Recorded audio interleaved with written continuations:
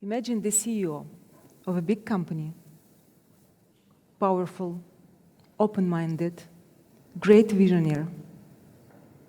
Who is in your mind?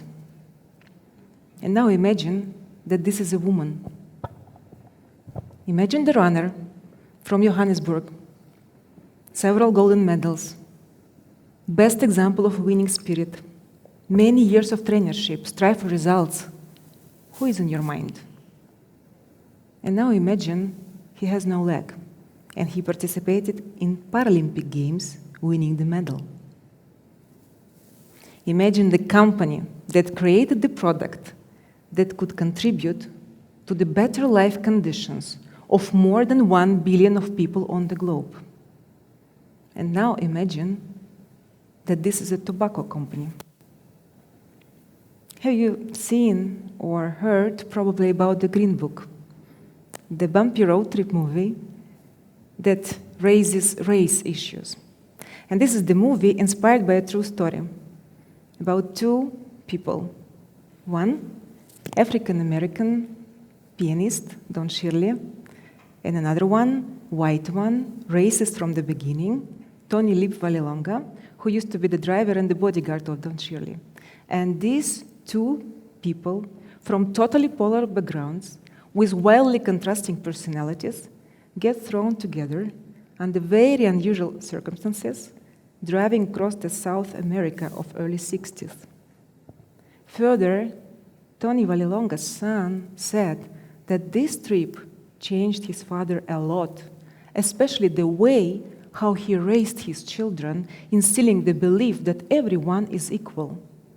And even further, America elected for the first time African-American president of the country. So what's this story about? This is the story about stereotypes and perceptions in our life. Those that force us to judge or sometimes put us in the situations when we are judged.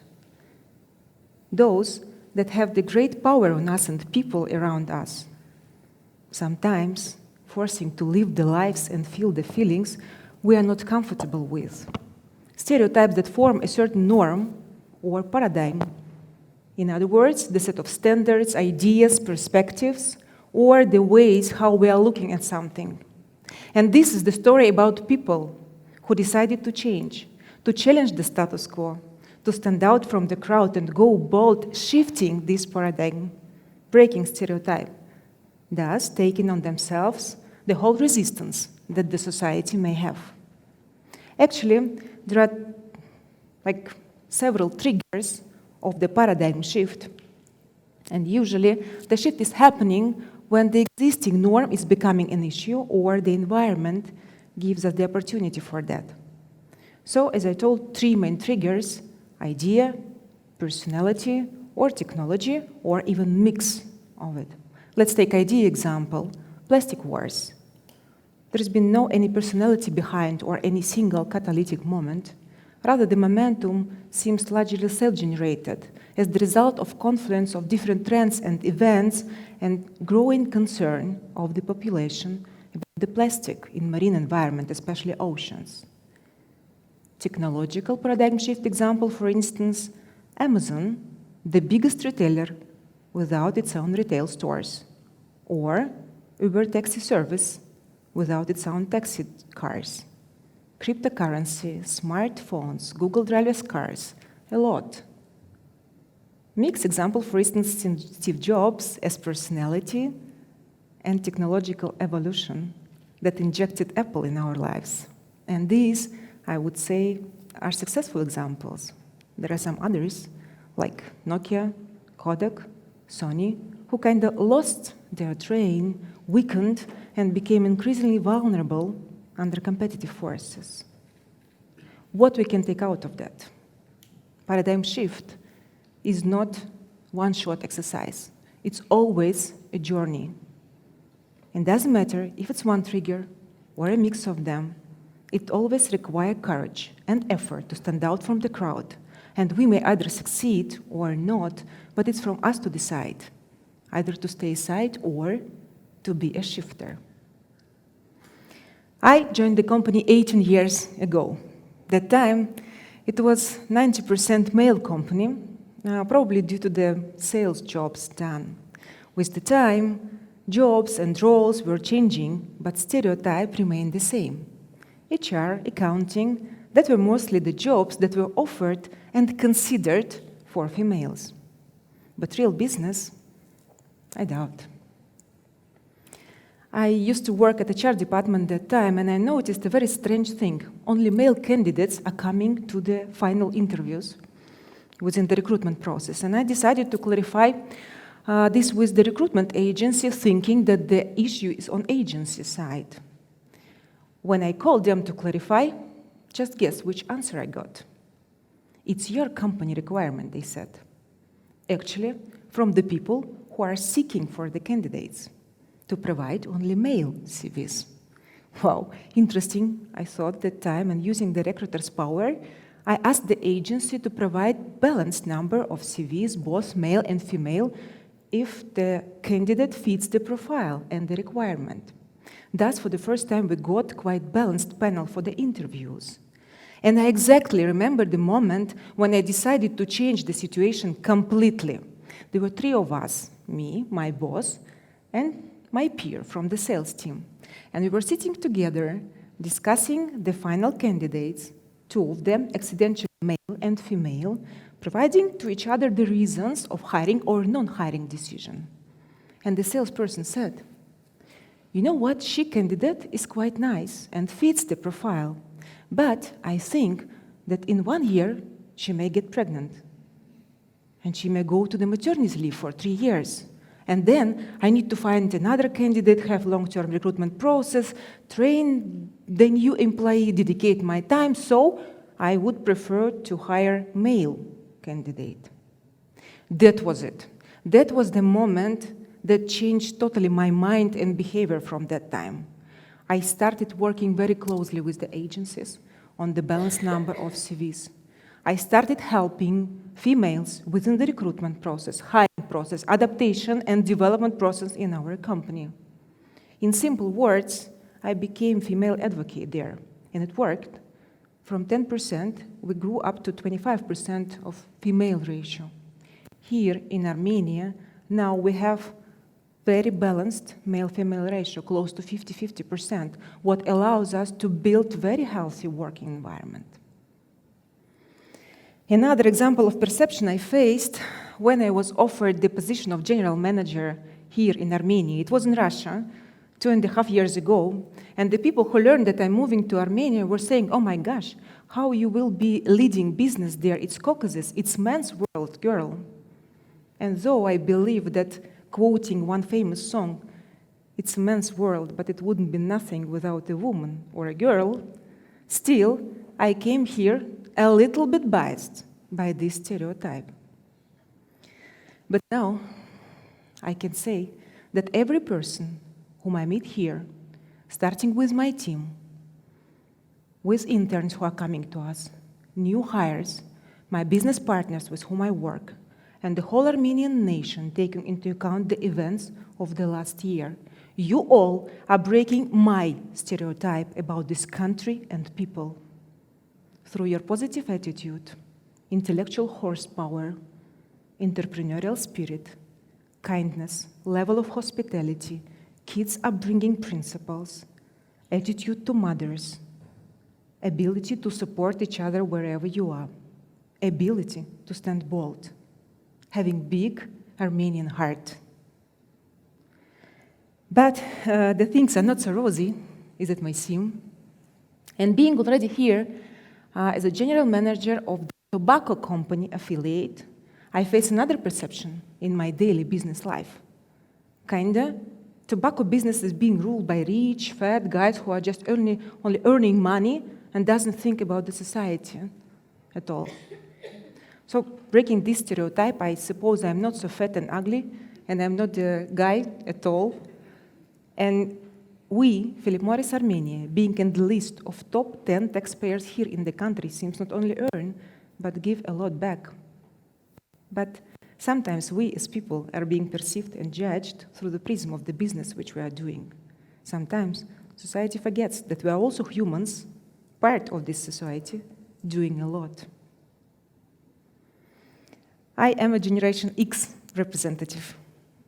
Generation X is being called the one grown with the keys on the neck. Why?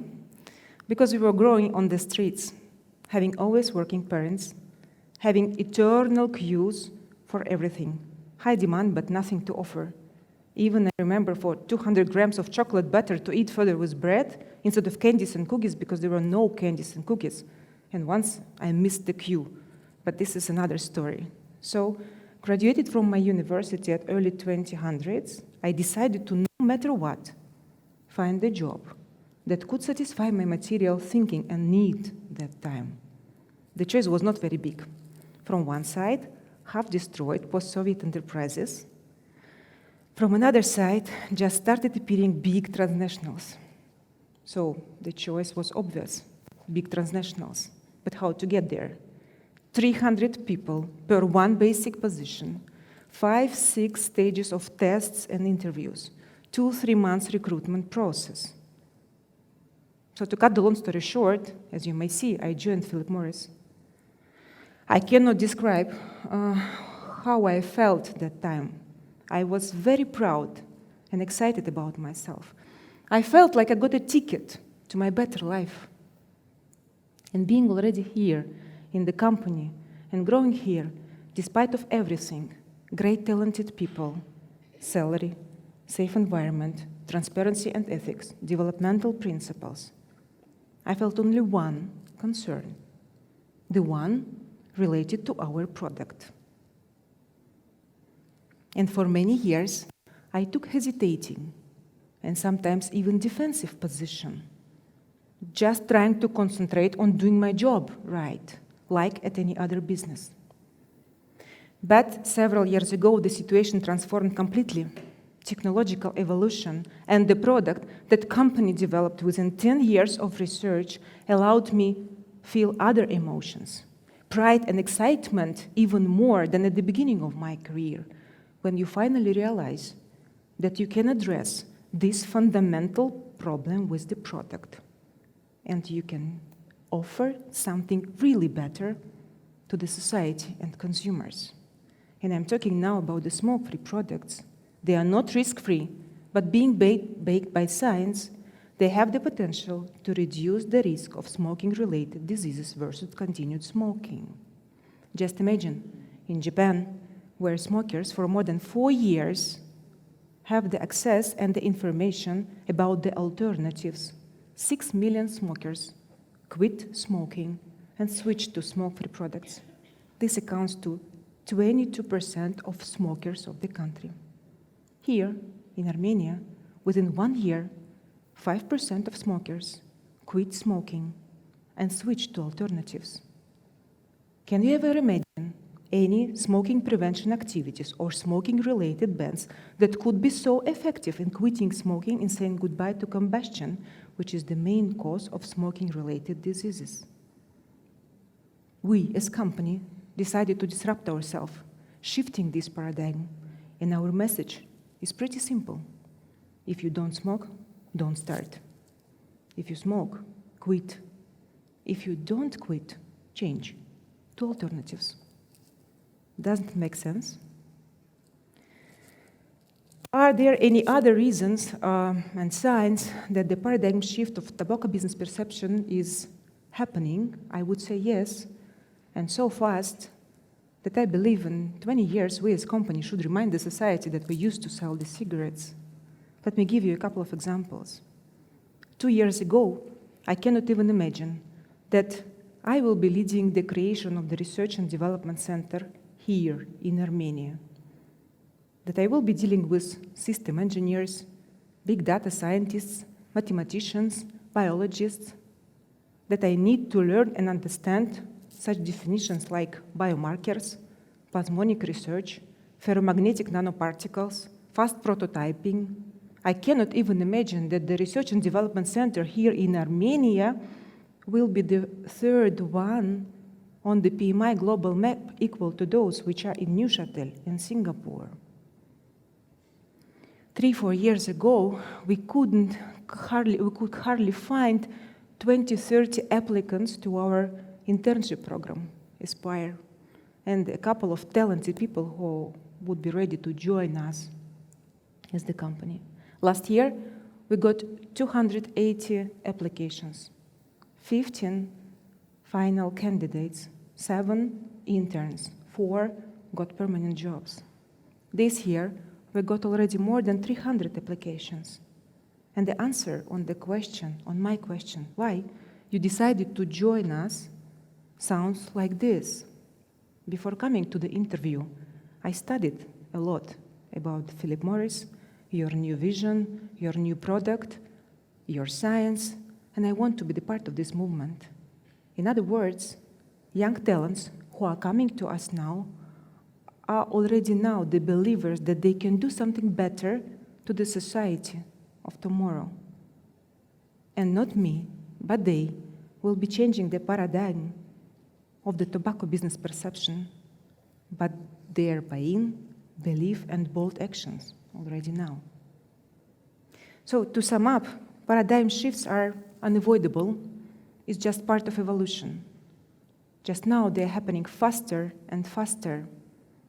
And it's from us to decide either to stay aside, thus having such feelings like ambiguity, fear, resistance, lack of ownership, because someone is coming and changing something for us, or becoming the shifters, embracing the change, thus having the feelings like openness to the new reality, acceptance, passion, drive, and the most important, ownership, because it's your choice. I have made my choice. Now the turn is yours. And remember, even the small steps matter. Thank you.